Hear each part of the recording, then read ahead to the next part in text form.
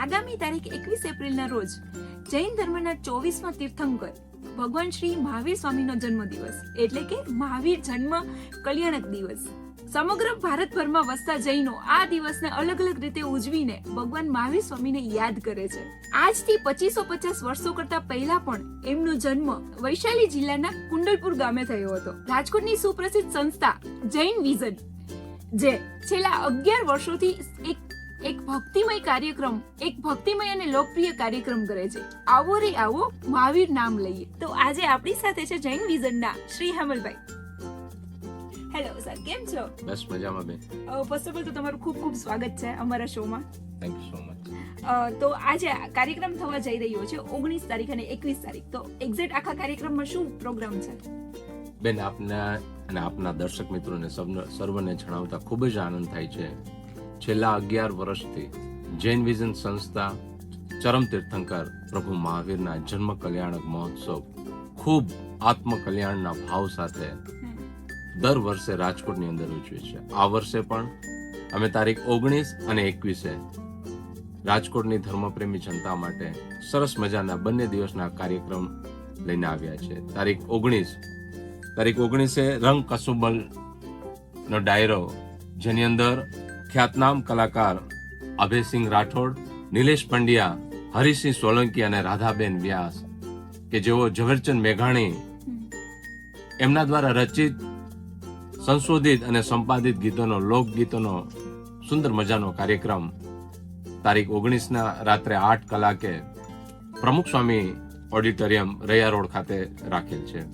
તેવી જ રીતે તારીખ 21ના પણ છેલ્લા 11 વર્ષથી આવો રે આવો પ્રભુ મહાવીર નામ લઈએ સરસ મજાનો ભક્તિ કાર્યક્રમ તારીખ 21ના રાત્રે 8:30 કલાકે પ્રમુખ સ્વામી ઓડિટોરિયમ ખાતે પણ રાખેલ છે.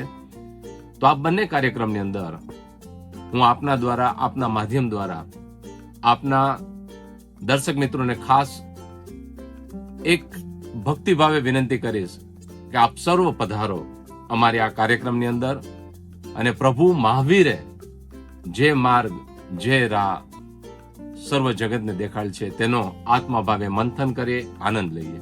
હેમલભાઈ, આ સિવાય જૈન વિઝન બીજી કઈ કઈ એક્ટિવિટીઝ કરે છે? જૈન વિઝન છેલ્લા 11 વર્ષથી વિવિધ એક્ટિવિટીઓમાં કામ કરી રહી છે.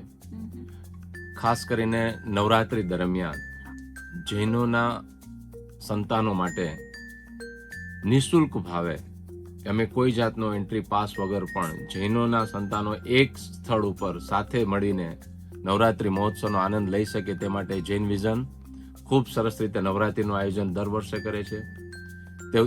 તે ઉપરાંત બહેનો માટે આ કુકિંગ સ્પર્ધાનું પણ અમે આયોજન કરેલ છે. બાળકો માટે ચિત્ર સ્પર્ધા, વિવિધ એક્ટિવિટીઓ, પર્યુષણ પર્વ દરમિયાન પણ અમે અલગ અલગ વિષય નિષ્ણાંતો, વક્તાઓને પોતાના પર્યુષણ માળા માટે પણ અમે ખાસ દર વર્ષે બોલાવીએ છીએ. ખાસ કરીને કોરોના કાળની અંદર પણ જૈન વિઝને દેશની ખરેખર સેવા કરેલ હતી.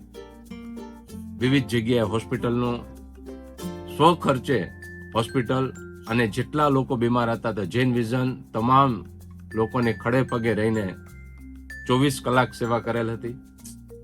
તે ઉપરાંત જૈન વિઝન કોરોના કાળ દરમિયાન જેટલા પણ કલાકારો અમારી સાથે વર્ષોથી જોડાયેલ હતા તેમને તે સમય દરમિયાન અમે પ્રોગ્રામ આપી ન શકવાથી તેમના સન્માન રાશિ પ્રત્યે પણ અમે કોરોના કાળની અંદર તેમને સન્માન રાશિ આપેલ હતી.